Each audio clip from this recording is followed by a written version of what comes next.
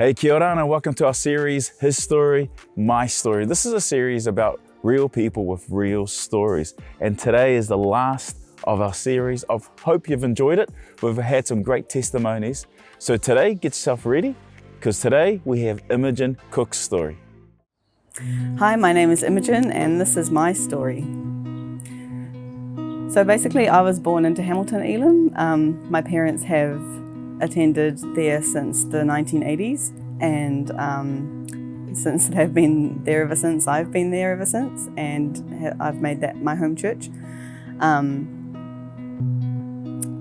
I feel very blessed to be born into such an amazing family. My dad has been an elder in the church since the 90s, and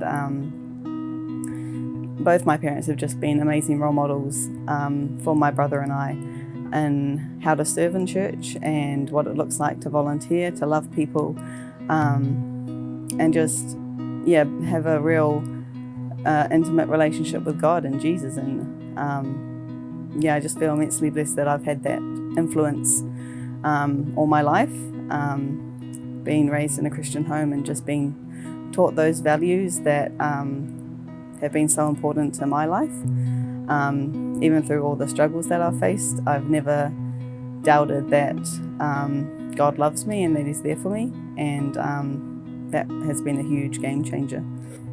When I was about 16 or 17 years old, I was diagnosed with PCOS, which is polycystic ovarian syndrome, and it's basically a condition that affects over 1.5 million women of fertility age.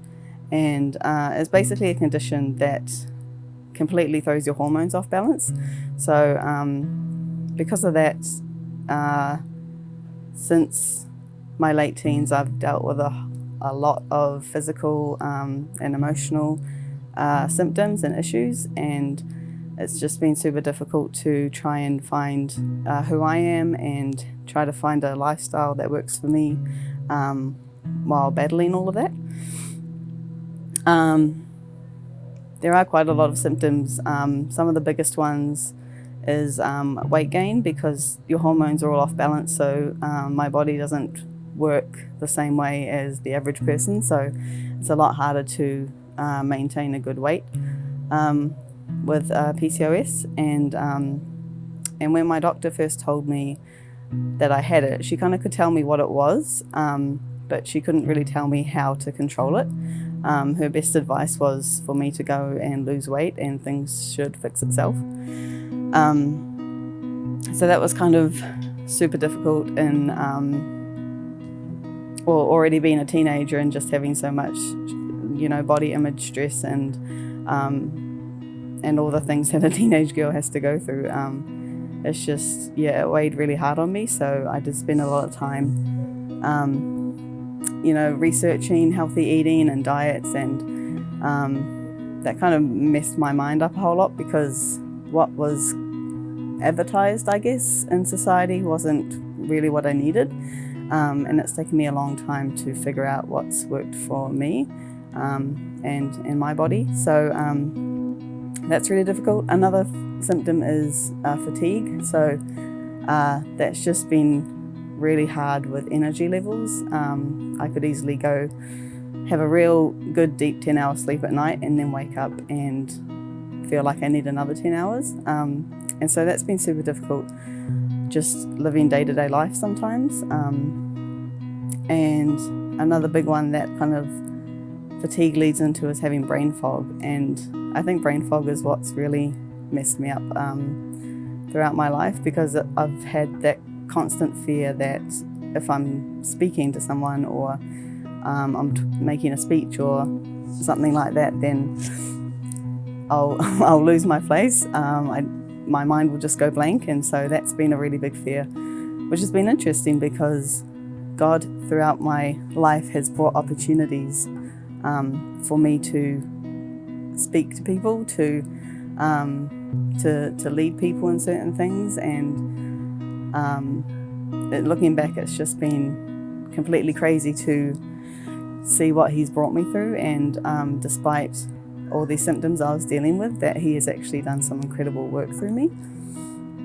dealing with this in my late teens and early 20s, it did send me into kind of a time of depression and just not knowing how I need to cope with these things, how I could live a good life. And it was also a time after I left high school where I was in quite a lonely state because I was really involved with youth group, and a lot of my close friends were there with me throughout high school. But when they all left high school and went on to do their own things, I kind of stayed in Hamilton and began studying early childhood teaching. But my close friends, who were kind of my rock through my teen years, kind of had gone. So yeah, because I'm a very shy introvert, I find it difficult to make friends, and that's been one of the biggest challenges in my life as well, combined with having PCOS symptoms, is to have the confidence to actually meet people.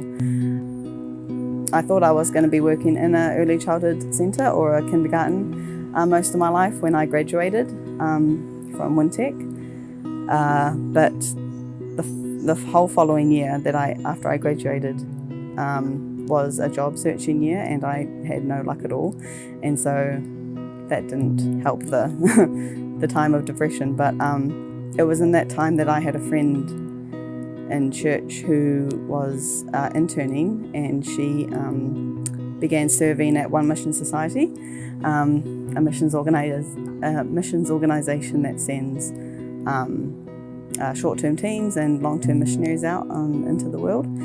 And so since I didn't have anything else to do, she told me to come and volunteer with her. And that was the start of something amazing, because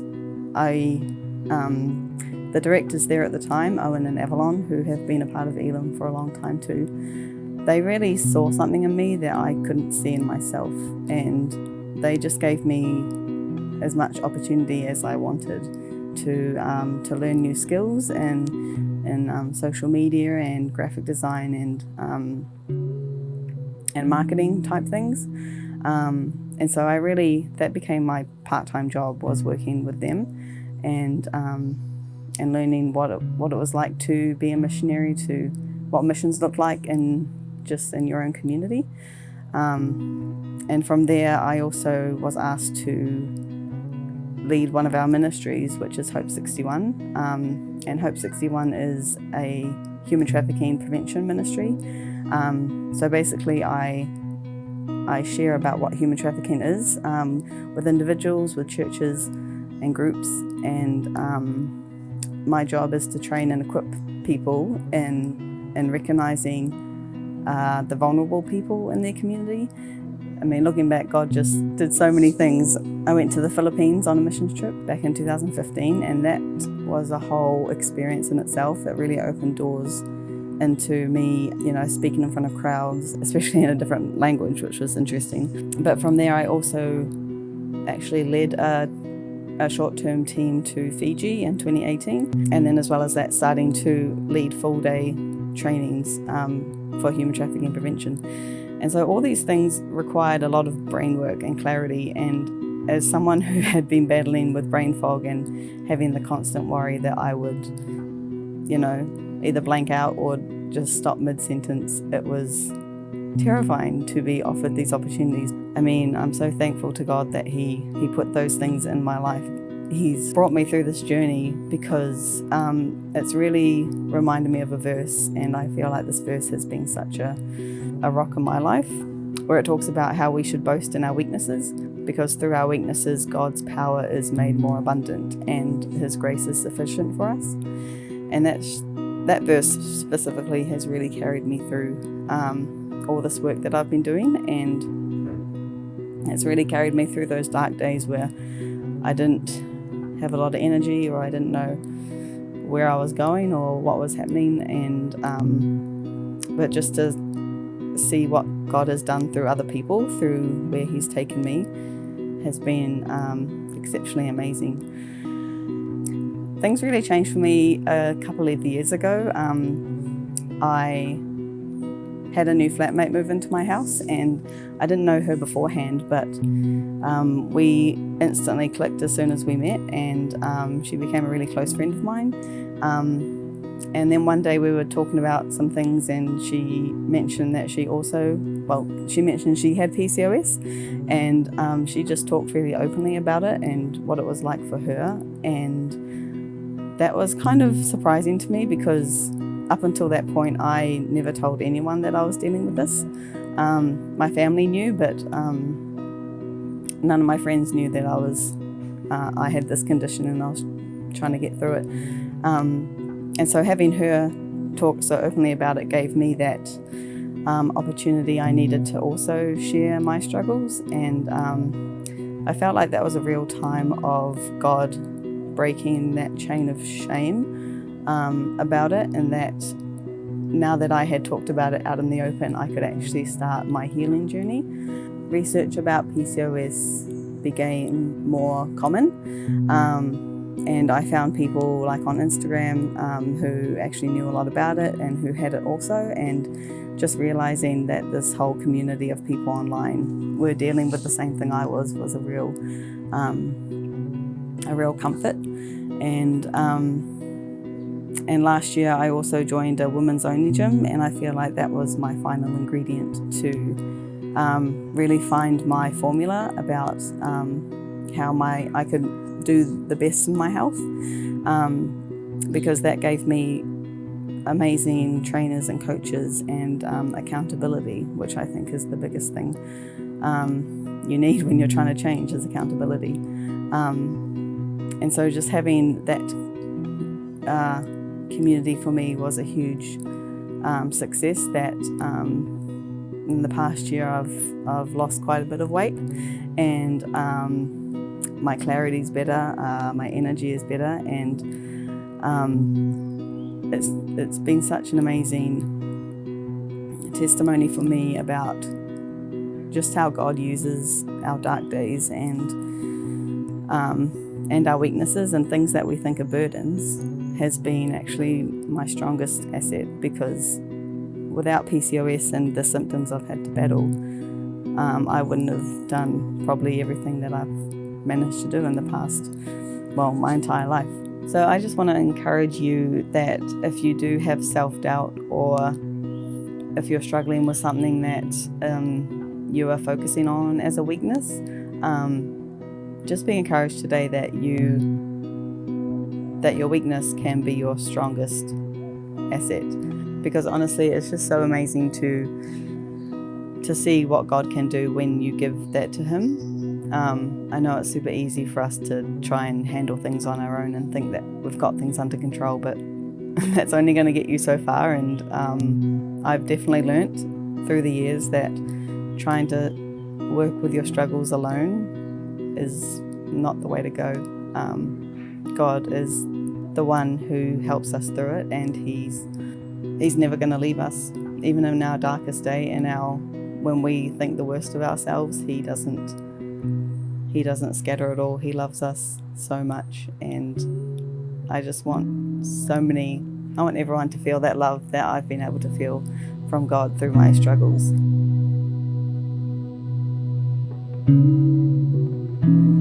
My name is Imogen, and this was my story.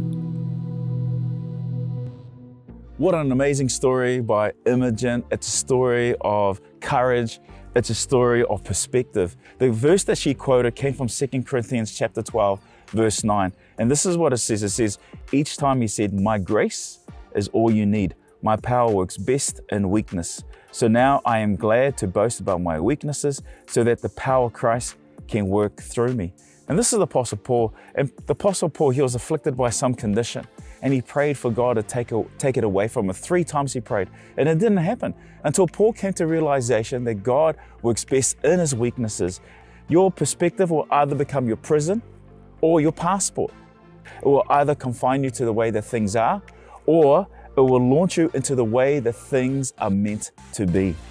And I love the Apostle Paul, and he continues to encourage people, and he writes this letter to the church in Philippi, and he writes this letter from prison. This is one of his prison letters. And surprisingly, because this letter that he writes to the church in Philippi is a letter about encouragement and about great joy.